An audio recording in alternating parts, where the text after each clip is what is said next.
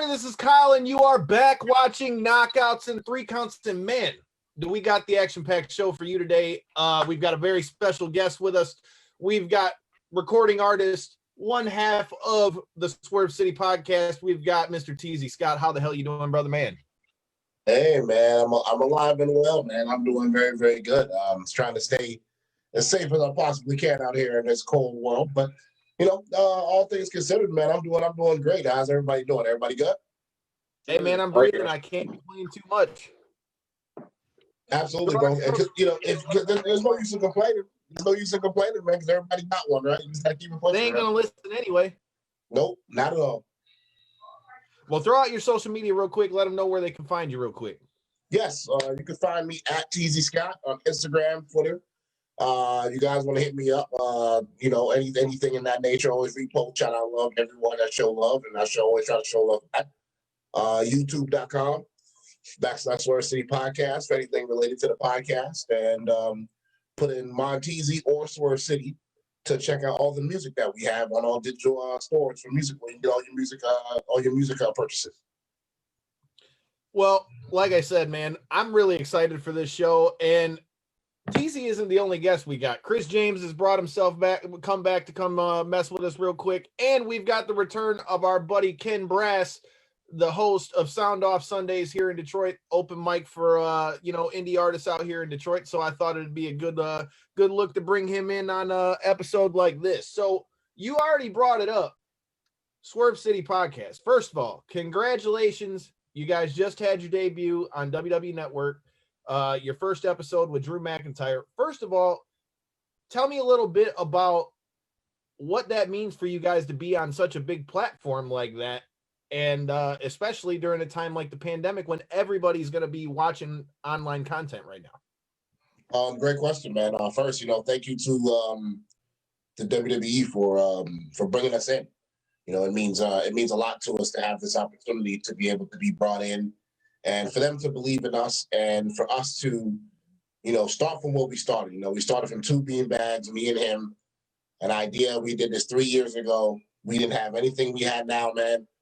We just kept working. We built the blocks. We built the team, and to see where this has come over a 3-4 year period, man, to now be in the WWE Network. And for them to believe in us says a lot, man. And it's done a lot for me. It's done a lot, for my brother. The belief that we had in this podcast from the very beginning, it means a lot, man. And I was talking to my bro when we was having a conversation. Like, it's very rare. It's very rare for them just to pick up content like that.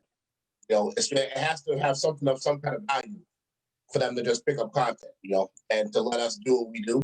We have the time and the effort to bring in the guests we want to bring in, and really have the fun interviews that we want to have. So it means a lot to be able to say that, with a Swerve City podcast on the WWE Network, and we're also taking time to bring in guests that can talk about things that they really don't get to talk about. They really get a chance to open up with us that they don't really get a chance to do in other interviews, and we really take pride in that. So it really means a lot to us starting from where we started from. Hey, I like that. So that brings a question up that pretty much everybody else that's on here with us all said that they wanted to ask. So before we get into, what you guys got cooking with what's going on in the WWE Network, I guess the most basic question, even though I'm sure you've probably been asked it 100 times, but my question is, what was the original plan, or what was the original thought process for Swerve City Podcast? What was the brainchild behind you guys putting it together in the first place? And from there, what does that mean to you guys to be on that platform now? So take us back a little bit and let us know how this all came to be in the first place. Absolutely, man. I believe that it was destiny bringing me and my brother together. I was making music for people in the independents about 2015. He was in the independents wrestling, making a name for himself. And we knew each other then. We met, I actually was like a regular fan. I paid my ticket. I performed on the card that night. I did his opponent's theme in the main event. I performed and did the opponent's theme on that show. He was in the main event of that match, and me and him just connected. We kept in touch, but didn't really talk much about that time. And then about 2017, we started doing business again. We started really, really linking up. And they say that it's kind of hard to do business with your friends, and we've been one of the rare people where we're kind of older, both understand the concept of being, in business as friends. So we do everything together. Everything's done as a team unit. We both agree to put our connections together, our friendships together, our links. He's linking me up with some of the top people in the wrestling industry. I've been able to link him up with some great connections in the music industry to help build his brand. So we put everything together. Really, the brainchild was I booked him for an interview a couple of years ago, and after the interview was done, he's like, "I want you to join me on a podcast. I want to team up." And in this business, reliability is something that's very, very hard to find. People that are reliable, people that are passionate, people that are willing to work and come together, because it's very, very hard. You can have an idea with your brothers here, and one chain out the machine isn't motivated, and it's hard to. You can replace it, but it's hard to, because if everybody was just on the same page, everything would work. So we both made a pact to each other. One, we're going to stay loyal to each other, and two, any discrepancies, anything we have to talk about, we're going to talk about as men. We're going to iron it out. We're going to keep working because we're brothers. And we started from the very beginning, traveling all over the world, traveling to California, Seattle, Florida, been all over, in planes together, in hotels, Tennessee, in planes together, doing podcasts live in Independence. And he signed his contract with WWE, and we kept doing the podcast, kept doing our thing. And now, us being on the network has come full circle. People who have seen it and grown with it are really, really proud of us. And we're going to continue to keep moving forward and building this, man. I'm one of those people because I've been watching you guys for a hot minute. Full disclosure. So obviously, for those who don't know and weren't paying attention to our social media at KO3C Pod, which is probably right there on the screen, and you should know that. You've done, theme songs for a lot of, the biggest companies, one of which, and where I first got to see Swerve at, was working with Evolve. Like, we've had the likes of Austin Theory's been on the show with us. We've had the likes of, we've had Austin Theory, Josh Briggs, who just got signed, a whole bunch of guys for Evolve. That's the first time I got to see, Swerve do his thing there and in MLW. It's cool because, like I said, man, and a question that I have that goes with it, in your original incarnation, Big Swole was part of it. Obviously, for anybody who knows, she's part of AEW. So I guess my question with that is, I assume maybe with the WWE thing, that may be why you don't see, Swole around anymore. And what went into that? Because I'm a big fan of hers too with the whole Crohn's thing. So that shows you how long we've been watching. Absolutely. First of all, shout out to Big Sis. Shout out to Sis. Love you, Swole. One people in the world that will take a blood for in this world is Swole. I love that woman to death. The most charismatic male or female I've ever been around is naturally. That woman has charisma that is just so natural. I've never experienced that in a human being like that, where they just respond in just regular statements, and it's almost just like with so much confidence in what they say, and just the way they respond. She's just an amazing soul to be around. With honestly the way business goes, and with her contractual obligations, she wasn't able to join us. Once you get to a certain level, that's when business comes in, and she wasn't able to join us at a certain level. Once we wanted to upgrade, she's still family. She's still welcome. If business works out in that way, and she's able to come back, she's more than we always got a seat for her. And more than would love to have her back, if business works out that way. That's the thing. Business sometimes can make decisions that's best for you and your family, but that doesn't mean you have to stop being family. You just have to do what's right for business at the time. And, it's no hard feelings. It's love. I'm rooting for her. I wanted to win the title and have it for years. So, and if she decides one day to make a different option and different career choice, then is more than welcome to be here, man. No problem at all. I love her. Hey, I totally respect that. Like I said, we're big fans of her work too. Well, I've been flapping my gums for a minute here. As I mentioned, Ken Brass is joining us, one of the hosts of Soundoff Sundays here in Detroit. I thought, who better to come talk about hip hop and those things about than a guy who's trying to help our indie scene here in Detroit. So, Ken, you had a great question for Teasy when we were talking before we got on the air. So I'm going to leave it to you. I'm going to let you throw out your social media and ask him what you got to ask. Brass, a.k.a. Brasshole, creator of Soundoff Sundays. You can follow me on Instagram at Brasshole81. You can follow the open mic platform at Soundoff Sundays Open Mic, bi-weekly open mic series going into our 6-year anniversary show to be November the 8th as well. The question I got is, what goes into like creating a theme for like a wrestler? Like, how does that process work? Like, I've always been interested in like how themes get to wrestlers and how that works out. Great question, man. Shout out to you and your show as well, man. Thank you. For my process, everybody has a different process with it. You know, obviously, the most notable people that has actually had probably the most themes played all over is probably me and Mike Brothers from AEW, as far as like all over the world independently. It's a weird process because I had to come up with my own formula, bro.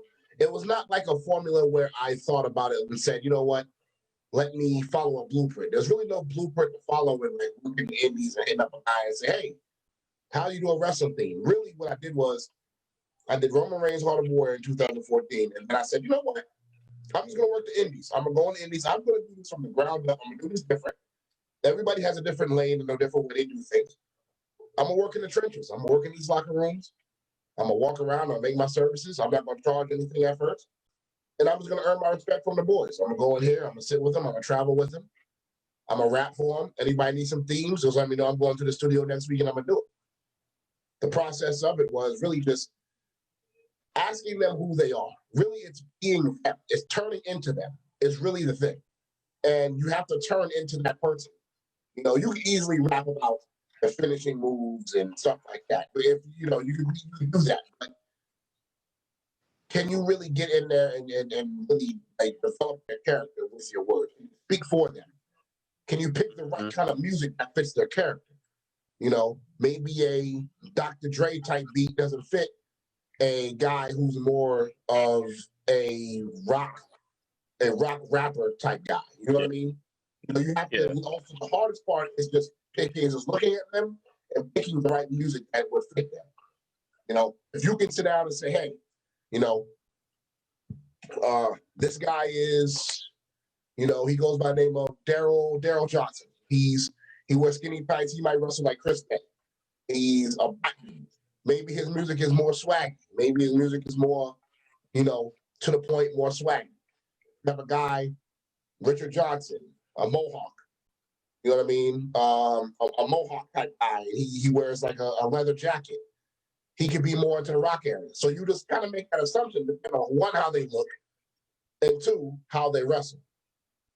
So that's really the formula that I came up with, was saying, okay, I'm going to do it this way. And then I started making my own formula, started coming out with my own way that I would do my business, and then would give them a timetable on the record. Easier, the more detail they gave me, the easier the record to do. The more they just gave me a blanket point, I'm like, all right, I'm going to need 2 to 4 weeks because I have to literally make up something to develop it. The more that they know, the easier and better that it is. I mean, that is true. Said, like the theme tells that story, like that wrestler. So yeah, that's a good process. So I like that because, as we mentioned when you and I were talking in the DMs, you've already done theme songs for quite a few of our past guests. Shane Taylor, most notably. Shane Taylor's been a homie and been rocking with us for hell. Shane's been rocking with us pretty much since the beginning. We were just talking, playing some Warzone yesterday. Shane Taylor, Sammy Guevara is another one. Brian Cage, oddly enough, you know, when you put out Terminate on Sight with Brian Cage, I first saw your interview with our homie, and shout out to Whip, the host of the Whip Show, Deshaun Whipple, and all the guys over there. Like I said, that was I saw his interview with you, and then I saw a clip for Terminate on Sight, and we just got to interview Brian Warrior Wrestling in Chicago recently. So for you, like if I'm not mistaken, didn't I see in one of your posts that you said that you're retiring from the wrestling themes right now? Yes, pardon me. 1 second. You all right? Right now, man. Got a little something, brother. Got a little something. I don't want to leave you talking. Thank you. Yeah. He's looking out. You gotta get the beard, bro. Corey, you cool with me, brother. Thank you. How can I say this? I'm taking a break from the fact that, you know how you can kind of get into something so long. I've been doing wrestling things for 8 years. And it's not the fact that I'm the kind of person, and you guys, if you guys are big sports fans, you'll understand this. I'd rather be Barry Sanders than Emmitt Smith in that way. You're talking to guys from Detroit, bro. Detroit. You talk speaking my language.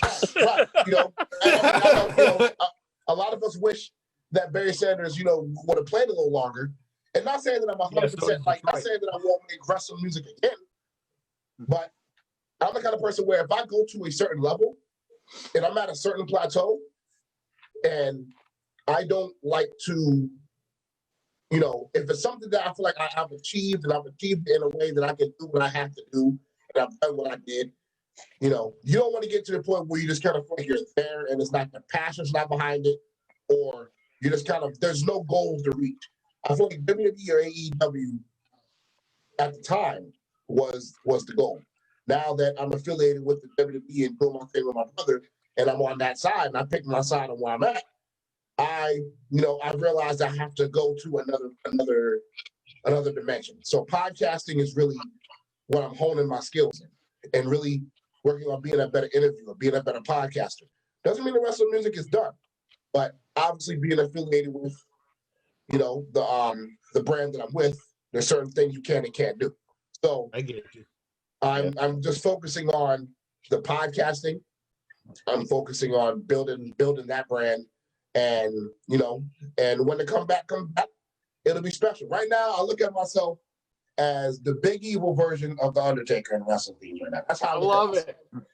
Okay, I like that. I look at myself as like, you have a ladder match with Jeff Hardy, or you put over Maven. That's where I'm at right now. I'm at that stage. It's like, all right, I already won my championships. I already did. I'm happy with what I've done. Now it's like, all right, let me look out for Jeff Hardy in this ladder match. Let me look out for this person. Let me look out for that person. And I'm starting to do seminars and to help coach other artists, as this could be an actual lane for artists. This is not something that could just be something fun. We could actually make a career out of this and do this. And I'm actually getting everything together to make this an official like seminar in business on how to do this, how to move, and how to see yourself as a fan, to being in the business, to making your imprint. So that's in order to do all that stuff, I need to focus. And me recording music right now and doing all that, as far as wrestling themes and me already setting the goal I want to set, it's just gonna take away my attention from what I need to be doing right now. So Chris has got a good question that goes into that. Before we get to that, I got a little sidebar. So I can totally relate with you in what you were talking about when you said your way to kind of get your way in with wrestling was kind of grinding, being in the locker rooms, offering your services, all that stuff. I totally can relate with that, because we got our first crack to work with AEW last year ourselves, because we interviewed Dave Silva and asked Dave, he was like, man, I've seen your resume. I don't know why you guys haven't gotten credentials and things. And so we went out to StarCast 3 in Chicago. Never worked with any of those people before a day in my life. Matter of fact, your co-host, Big Swole, sat right next to us. Our buddies breaking down the ring had their own booth. Swole just happened to sit next to us while we were editing a video. Ended up getting to chop it up with her, whatever. Come back into the room. Who's sitting there but DDP?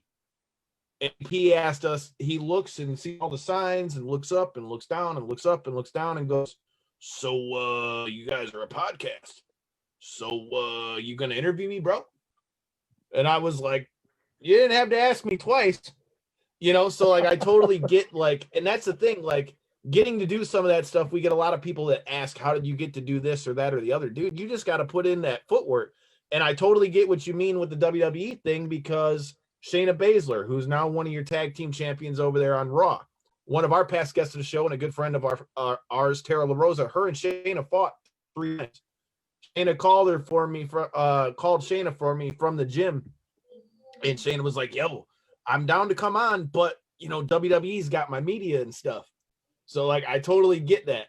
So it's you know it's a funny game. There's a lot that you don't know goes into it until you start to kind of like until you start to see how those waters work. There's a lot more that goes into it than you realize.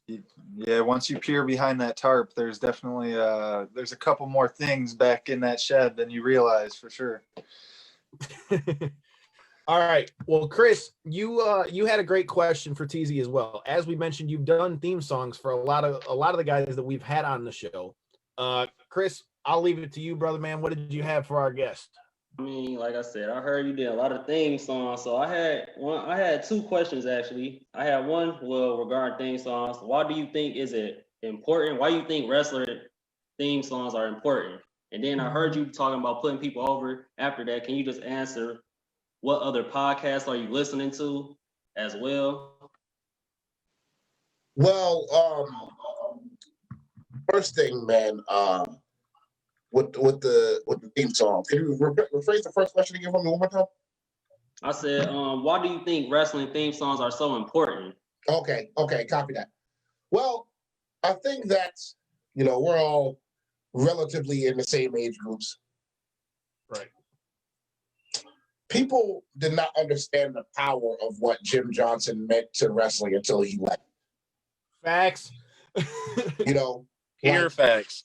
Jim Johnson was the first person that all of us grew up on and said, you know, this guy is an absolute genius. These songs were actually these actual songs was actually produced records that were in wrestling form, but they didn't sound like wrestling records. You know, you listen to Undertaker's Ministry of Darkness, listen to Stone Cold's theme song, listen to all these classic records, and you're like, you know what? This is a different type guy. He ended up making music that, you know, ended up really, really changing our lives, our foundations as wrestling fans. And I didn't really realize how important it was until I started doing it myself. And then I started seeing the reaction. If I knew that I could make a 30-year-old grown man nod his head, I did my job. That's who the hardest person to please. Women are naturally going to buy records. Women are naturally more supportive. They're more naturally gonna, you know, buy the merch first. They're gonna do that. But if you can get a grown man to say, you know what, this dude can rap, he's dope, and I'm actually gonna support it, I'm gonna play it, I'm gonna buy it. That says a lot. And I started going towards that crowd because, you know, contrary to prior belief, and this is nobody really wants to say it, but in the contents of being able to have a certain dynamic with breaking wrestling teams, you need every single demographic in wrestling. You need the male fans to support you. You need the female fans to support you. You need both. And you have to be able to take that and say, okay, if I'm making music for these people, man, I'm going to have to make this as great as possible so I can get all the fans to, you know, to appreciate it. Other podcasts I listen to. There's a lot of podcasts, man, that I really, really want to shout out to, man. I'm definitely going to follow what you guys got going on after being on. I'm definitely going to follow what you guys got going on. We appreciate that, man. Definitely, bro. That's word right there. Anything Mega Ran ever needed, anything, that's big, bro. So I'm doing it. We just had him. We were just out there with him in Cali for the GCW vlog. One of the Mega Rans, excuse me, I'll definitely answer the question about more podcasts, but that's one of the most nicest men. I came after him, and he showed me nothing but love. So I feel like in the wrestling music industry, there's like this tutelage of torches that you pass. He showed love to me. I'm showing love to the next man that come up. Man, I see Josiah.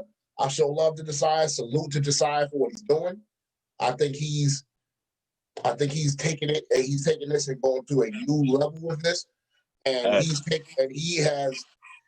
Josiah put the visuals with the bars and made it so everybody can listen to it. And you know, it's nothing but love to him.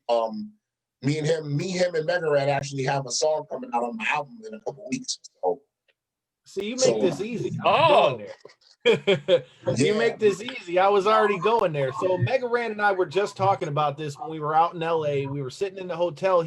Matter of fact, He was editing the video that you guys put together, which if you guys haven't seen it yet, if I'm not mistaken, weren't you on the collab with him for the best friends thing that he just did?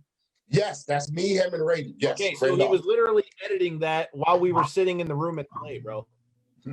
And we were sitting in a room in LA when I got there Friday night, and he was editing that up. And it was funny because we were talking, and he's like, damn, that's crazy you're bringing Teasy on, because he's like, bro, we're about to drop this thing. So it's a perfect segue. First of all, you've already kind of touched on it a little bit in, Mega Ran and what he's gotten to do, as far as the wrestling business, as far as his music. So tell me a little bit about this project you guys got coming up. Like you said, it's you, it's him, it's Josiah Williams, which if any of you guys have been watching NXT, you've seen him do his thing with Adam Cole and the WrestleFlow stuff. Like I said, if you haven't checked him out, check that shit out on YouTube because it's dope. But the collab of the three of you guys together has got fire written all over it. So tell me what your thoughts are on this upcoming collab, bro. Yeah, man. We all see each other as gatekeepers, and we all respect and love what each other do. You know what I mean? Like it's friendly competition. Everybody feels like they're the best when you're in the studio. It has to be that way. You know what I mean? If I'm on a song with Swerve, or if I'm on a song with anyone, and we're all rapping, we all want to kill the song and have the top record. That's just the way it goes. But camaraderie is where it really matters, because teamwork shows that we can all get along and all work together. There's no sense of competition to the point where it's like, oh, okay, I can't work with this guy. Josiah hit me up a long time ago, and he put me on a song with him and Mega called Let Him Know. So that was the first collab all three of us did, and we have like this moniker, the Three Kings moniker, where it's all three of us, we're all three kings in different ways. You know what I mean? Like Mega's like the Undertaker. You know what I mean? He's like the Godfather in the locker room of wrestling. You know what I mean? So when you walk in, you see Mega. He was the guy. So he's like, he's kind of got that Undertaker respect when he walks in there. Josiah's got like that Rocky type kind of like charisma, and that I can see him in movies. That's how he carries himself. You know what I mean? He has a type of personality for that. And then myself, whoever people say, it's that's their opinion. I'm not gonna name myself, but it's kind of like we end up working on this new song. Me and Swerve have a new album out called GPS/Erica's Son, which is, as are familiar with Outkast. Outkast put out an album called Speakerbox The Love Below, double disc type thing. Classic album, two-sided album, and we're doing the same thing. There's the group album with me and him, and then there's my solo stuff with me. And Saya's on a song with me called The Greatest Ever. So it's me, Mega Ran, and Josiah Williams on that track, and they're on my album. And God, I'm telling you, man, this is a smash. I'm gonna put it out next month, so you guys will get it next month. Hey, I'm already waiting for it. Like I said, man, like when I heard, like when we went down the list of the accolades, man, you made this pretty good a pretty easy interview to do because you got so many links with our past guests, it flows. So I thought since we're talking about theme songs, all right, everybody in here's got favorite theme songs. Now it could be an MMA theme song, it could be pro wrestling, it could be whatever. Corey, since you've been quiet down there, so just full disclosure, Corey's been a little bit more quiet because he's more on the MMA end. As I was telling you, we cover both ends. He's more on the MMA end, but he grew up in the Attitude Era just like I did. Man, I know about my John Jones and Machida, and I know about my, Daniel Cormier. And we're gonna get into that because I want to hear your thoughts on Khabib. But before we get to that, I thought something that all of us can agree on. Everybody's got a top 5 theme songs. It could be any of them. It could be Stone Cold. It could be Ric Flair. It could be Anderson Silva walking out to Ain't No Sunshine. It could be whichever one you want to pick. So, Corey, since you've been quiet, I'll let you go first, and we're going to go around the table. I want to hear who you guys got. So what are your top 5 themes, Corey? It could be MMA. It could be wrestling. It could be either one. Well, all right. So off the top, number 1, just because it's just, I'm such a big fan and it sets the mood so perfectly. Dustin the Diamond Poirier walks out. What the hell? James Brown the Boss. Yeah, James Brown the Boss, man. That sets the mood so perfect, man. You know what time it is as soon as he's walking out to that song, man. Number 2, another MMA fighter that top on my fans list. Anthony Smith. Return of the Mac walks out, and same thing, dude. Sets that mood, dude. It's just number 3. Which wrestling ones do you remember? That's though? what I was gonna say. Tell I'm me gonna you don't remember some. mix them in. I'm gonna mix them in. Number 3 is actually that old school "Can You Smell?" The Rock. Okay. I mean, it's yet again a mood setter. You know who it is when he's walking. You hear. You even. All I gotta say is 2 words. Can you smell? And you already know who it is. Yeah, you already know what song I'm talking about. You can hear it in your head. Everything. Yet again on the wrestling end, just because of the iconic sound of it. Yet again, the smashing the glass. I mean. Yet again, that's all I gotta say. My ringtone, and I'm 28. No fucking shame at all. I mean, it's pretty simple on that. And then, honestly, a little bit out of left field on this one because it doesn't necessarily define any single fighter. I really enjoy when some of the more European, far Russian, Ukrainian fighters and stuff like that walk out to their home music. Because it just completely does the complete opposite of what you would expect. It kind of sets the mood for what their walk, like it doesn't even, you wouldn't hear anything like that remotely close to over here. And the way that it hits the speakers and the way that their walk out, you can see them pumped up, but to us, it's just like such a difference. Something about it. I just really enjoy the European or the songs you can't even understand, All right, so we got Corey's 5. Teasy, you're up next, brother man. What for you? If you got a top 5, if somebody says, what are the theme songs you think of? Now this again, it can be wrestling or MMA. What are your top 5 themes of all time, and what is it that makes them stick out? First, man, I'm gonna start with MMA. The 2 that really stand out to me for MMA. Frankie Edgar with Kick in the Door. Hell yeah. Frankie Edgar with Kick in the Door. First of all, anything Biggie is cool with me, bro. And then just the fact that you see a guy like this, he's not the biggest dude, but he's got this attitude, and he comes out there and you hear the you're like, oh my God, somebody's really about to get hurt, bro. You know what I mean? Like it really, really fits him. And then, it's really cliche, but it really fits him. You know what I mean? Like and I'm a Tupac guy too. Uriah Faber come out with California Love. Yeah. You can't beat that. Yeah. You know what I mean? You can't beat that. You know what I mean? Tupac and Biggie, and it's a cheat code when you play that. You know what I mean? So those 2 guys are in MMA. I have to say, are like the guys. When I hear their music or when they fight or, and he said, I know Ryan Faber's always back and forth. Definitely. Wrestling. Stone Cold Steve Austin's music to me is the most significant theme song I've ever heard in wrestling.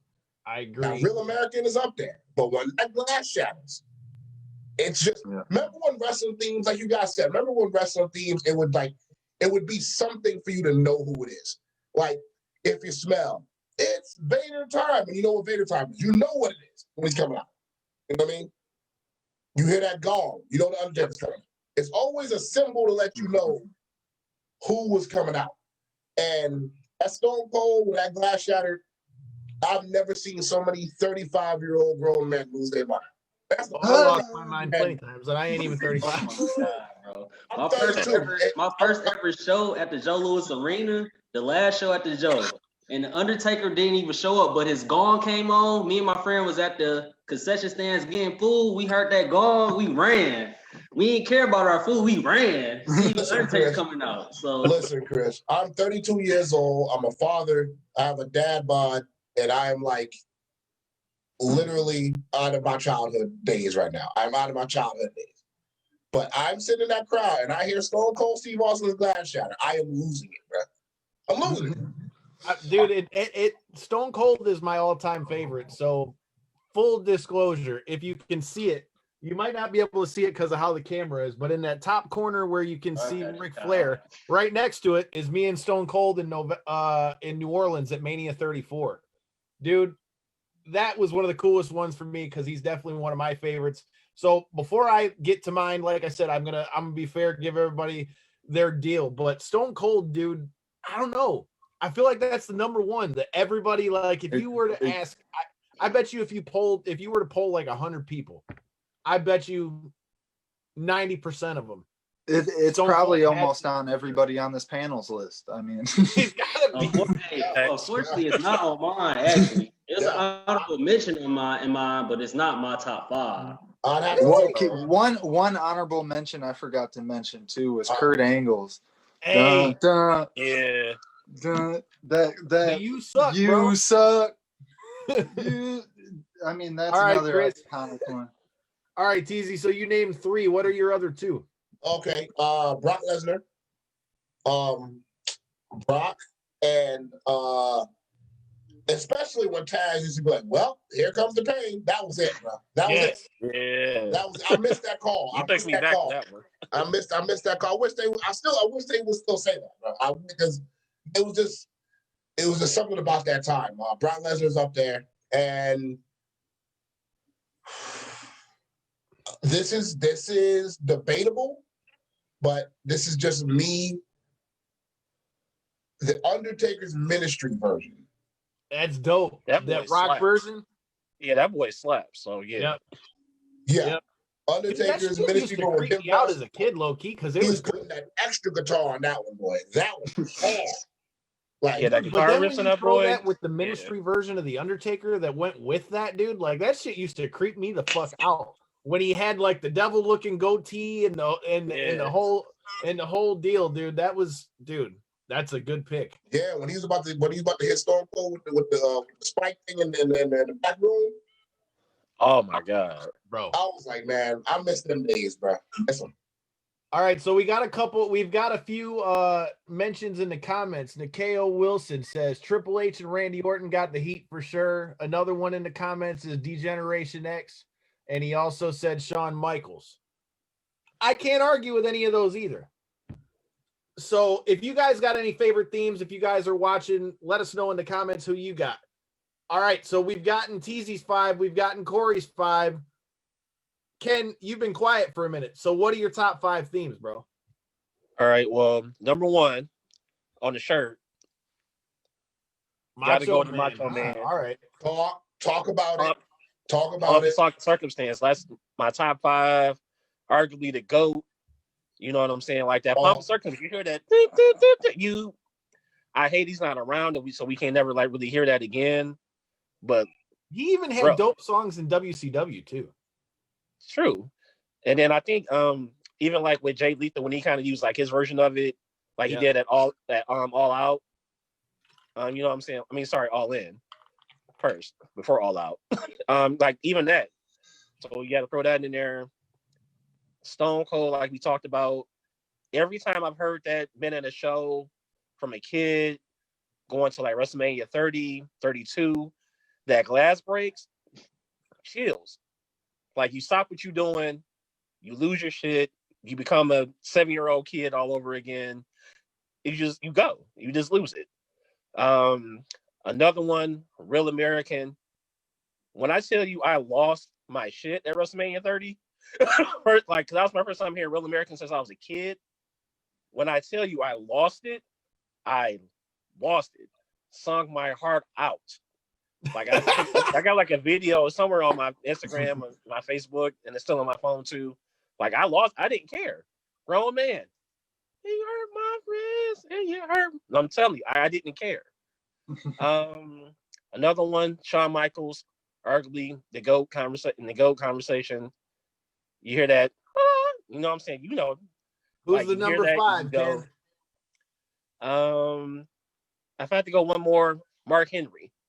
Like that 3-6 Mafia. Like you want to talk about a theme song that fits the personality? That fits the personality.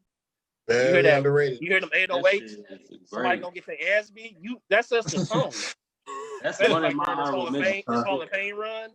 Like that's another one. That's another one. All right, so Nikeo just threw out his fifth. His fifth is last but not least. He said Goldberg's theme song is one of his all-time favorites. Yeah, Yeah, WCW Prime Goldberg theme was fire, bro. Not gonna hold you. I can't argue that. All right, Chris, who do you got? Well, first of all, I want to say the theme songs is like my second favorite thing in wrestling because it just get me so into it. But my number one is Edge, Metalingus. Man. My number 2 is my GOAT, John Cena. My time is now. My number 3, even though he hate this theme song as much as I heard, Randy Orton, Burn My Light. That's my number 3. I like that song too. But I heard Randy Orton do not like it though. My number 4 is Batista, I Walk Alone. What? That's another good one. And then, what made me even appreciate that song even more was not last year WrestleMania, but 2 years ago WrestleMania, when Xavier Woods was like kind of singing, marking out to it. I was like, oh. I didn't realize how hard that song went. Like I always loved it, but like, bro, Xavier Woods just made me love it even more.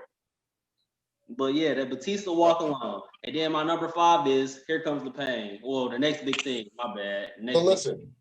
Can I ask you guys a question? Go ahead. Yo. I want to talk to wrestling fans about this because this is the one thing. Well, I love good bad guys in wrestling. I love heels, right? But I love good, like legendary ones. I want to hear this from you guys. I'll start with the few that I like the most, and then I want to give you guys. My favorite bad guys out of heels, and I'm doing it in time periods too, was Trust Me, 91 to 92 Jake the Snake. I love that.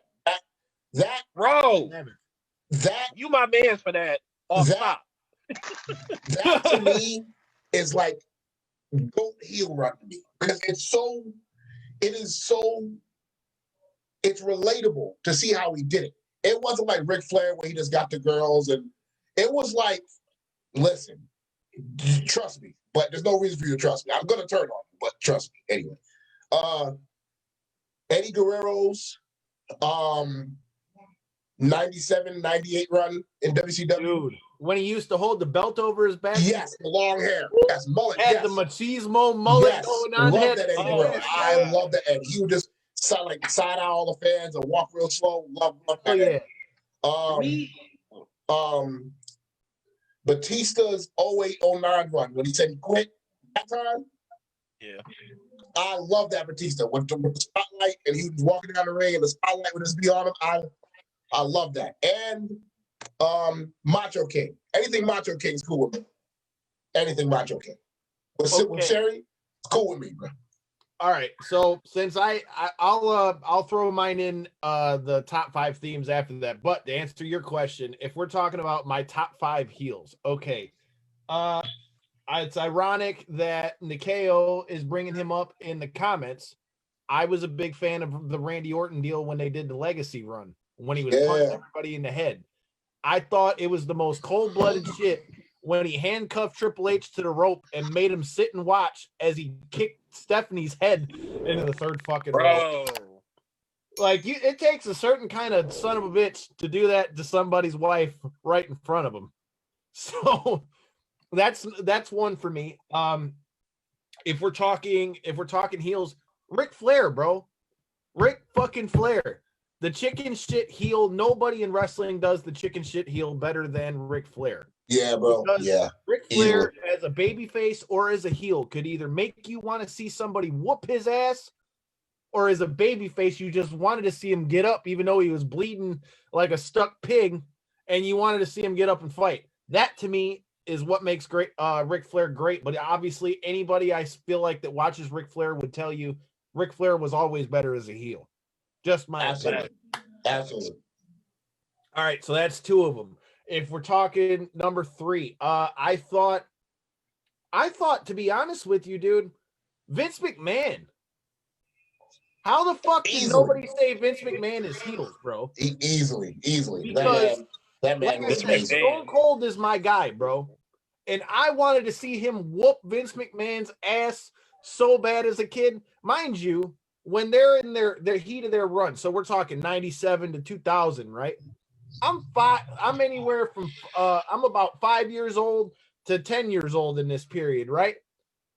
I wanted to see him whoop Vince McMahon's ass so bad. All right. So I'll even do you one better. We'll go Vince McMahon and the McMahon, like you call it the McMahon Helmsley era or whatever you want, like the McMahon family as a whole. So that's 3. Let's see. I would say, damn, I don't want to have to steal nobody else's. But Mr. Perfect was another good one to me. Dude, he's an honorable mentions, bro. Honorable mention. Heel Mr. Perfect, I got bro. some good ones too. I mean, Mr. Perfect pissed people off because the shitty part about it is people would watch those vignettes and be like, he's not really doing this shit. And then to find out that this guy's throwing the ball over the back of his head from half court and making it, you know, doing the shit he was doing. Now, granted, I'm sure there were multiple takes, but either way, it pissed you off. It pissed you off and you wanted to see somebody, you know, whoop his ass. And I'm going to go outside the box with this one. Even though he wasn't necessarily a heel, quote unquote, heel Hulk Hogan. Hollywood Hulk Hogan from NWO WCW. I would say you're hard pressed to find anybody else that got more heat than the night that he became the 5th man of the NWO and they pelted that sumbitch with pop and everything else that was in the crowd. So if we're going off of pure heels, I guess those would be my 5. For me, and I'll throw out the top 5 themes. I'll go quick through mine. Number 1 for me, just because he's my all-time favorite, Stone Cold. Ric Flair has number 2 because so many people have thrown some kind of instance of Ric Flair. I mean, look at the fucking Ric Flair drip. We're in 2020 and his some bitch has still got songs right now. Okay. Enough said. That's number 2. I would say depends on which one you use, but if you use Triple H's regular theme song or the DX one, I always like Triple H's theme song. Like that Motorhead theme song is just it's so hard to me. I don't know. I just always like that one. And oh fuck. I guess I'd be remiss if I didn't throw out an MMA one. To me, and it's ironic the timing that we're talking about this. Anderson Silva's got to be in there for me, dude. Ain't No Sunshine by DMX, bro. Like that, like chilled shit out when he walked to the cage in such a way, and he would be so chill and nonchalant. You would look at this dude and be like, "This dude's about to kill this motherfucker." Yeah, like there wasn't an expression on his face. You knew when you heard that boom, boom, boom, boom. You knew shit was about to pop off. The shit's hot. I don't know. Prime Silva is my favorite MMA fighter I've ever seen. Favorite. I said the best, but favorite. Prime Silva. Facts. He looked so unbeatable in his time, man. It was insane. That's what actually Franklin, bro. Yeah, I mean, beyond just the old the original Tough season 1, I mean, that brought a lot of fans in. But Anderson Silva, he locked people in, man. When people seen what he was able to do and what he was, you know, whether you rooted for him or against him, you know, you could bring him up in the heel argument, honestly. But I mean, whether you rooted for or against him, man, he brought eyeballs in. That's for damn sure. Facts. Hey, and before we let you get out of here, man, you know, this is another question that Chris had brought up, and I'm going to kind of expand off of it. So obviously you said podcasting is going to be your new focus right now. You know, you guys are focused on Swerve City Pod and things like that. I know for me with knockouts and 3 counts, man, everybody's got their white whales. Everybody's got people like, if you ask who they want to be on, they've usually got a list. Like for us, obviously, Stone Cold is one I'd love to get. On the MMA end, Chuck Liddell would be one I would love to get. Quite frankly, if we're talking current wrestlers, Big Swole is one I want to get just for the connection that we got with the Crohn's thing, because I got Crohn's disease. I guarantee you that would be a fun one for us as well. Like I said, I've got a few that stick out to me, but I want to know from you. So you guys have got this big platform on WWE Network and all those things. Who are some people, you know, if you're just throwing it out into the universe to see what happens, who are some people that you'd like to see come to Swerve City Podcast? Oh, man, I would like to have an extended conversation with Triple H. I'd love to talk to him. Just to see the levels of reinvention and the different stages of his career he's had to take, and just seeing the mental. I'm more interested in the mental aspect of what Triple H does more than his accomplishments. He has a lot on his plate, and I'd like to talk to him just on a mental level. I would like to have a conversation. Obviously, anything Bray Wyatt's cool with me. So whatever, Bray Wyatt can come in a mask. He can come in as with the sweater on. Doesn't even matter. I just want Bray Wyatt there, so I'm cool with that. But if I happen to make it out alive, I'll let you guys know. Obviously, We need that. who else? I'll give you one more. I want to talk with Edge. I like that. I want to talk with Edge because he's had different parts of his career where he was a tag team guy, then he was the up and coming guy, then he was the guy. Now he's the veteran guy coming back, and how everything has changed over these 20, 30 years in wrestling. So those are three people I would love to talk to. Going for the big guns, because I'm more interested in the mental aspect of what they do than the accolades. It's funny you say that, because like I mentioned, Chris and Ken are coming in and filling in with us this week. But Corey has now become one of the hosts on the show during the pandemic and has made his role in the show. But like I said, he's more based in MMA. But I feel like getting to do these wrestling interviews, man, Corey, I can't speak for you, but I mean, wouldn't you say, I feel like that's the biggest thing that surprised you, I feel like, with a lot of these wrestling interviews, because you were like completely disconnected from wrestling and some of the stuff that we've gotten to hear, from the stuff that you don't hear every day, Well, I mean, that's like I had explained to quite a few of our guests that we have had on the, wrestling end. It's not that just because I'm not necessarily interested in the product because I've gotten older and so on, doesn't mean I can't get interested in a story behind a person and get behind what they're trying to do with themselves. And that's how I look at wrestling as I've gotten older, especially once I've gotten, deeper into the podcast and stuff. I mean, I see what these people put into it, and it's not, especially like people on the indie scene and stuff like that. I mean, like look at Nolan Edwards, who we had on like a month and a half ago. I mean, he's going all over the damn place trying, he's staying busy every damn weekend. I mean, I see the grind these people are putting into it. So that's the type of stuff I respect out of it. And then on top of that, seeing the way that people hold a lot of these accolades and the people that have done the stuff in the wrestling world in such high regard also kind of shows me, there's a reason why these people have earned this respect from people, whether or not I'm not necessarily the person feeling that, I can definitely see why people feel that way. You know what I'm saying?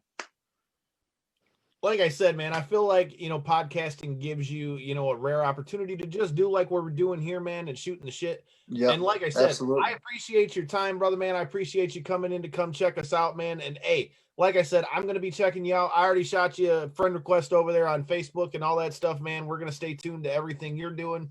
And like I said, man, stay in touch. We'd definitely have to bring you back. Hopefully, once COVID's over and all that good shit, we can link up in person and, do this again sometime. Oh, say less, man. I mean, that's a definite fact. Just hit me up, then we'll make sure that happens. Hey, man, like I said, we liked it. Also, man, you guys, one quick thing, man. I want you guys keep pushing, keep podcasting, keep letting your voices be heard, man. It is much needed. And salute to you guys. And let nobody deter you guys from what you guys are doing. Stay on your journey, MMA, wrestling. Keep letting your voices be heard. And I appreciate the support. If any guys you follow me back or hit me up on social media, I will follow you guys back and things of that nature. And you guys stay on the journey, stay pushing, man. I definitely look forward to getting back. Well, man, I know me and Corey are already following you. The show's following you. Like I said, any of you guys that are watching this, make sure you are following this man at Teasy Scott. Make sure you check out all of his music, whatever platform it is you're looking at. Make sure you check out Swerve City Podcast on YouTube, WWE Network. Check out the debut episode with Drew McIntyre. And hey, shout out to Chris and Ken for jumping in with us. If you're in the Detroit area, November 8th, Soundoff Sundays. Make sure you're in that motherfucker. I'm gonna be but hey, if you're in the way, like I said, check out the homie Ken Brass, Soundoff Sundays. And yeah, man, I feel like we covered it. But like I said, man, we appreciate your time. And all of you guys that are watching, we appreciate you. Let us know in the comments. Hit us up at KO3C Pod and let us know what you thought. And until next time, and in the in-between time, peace.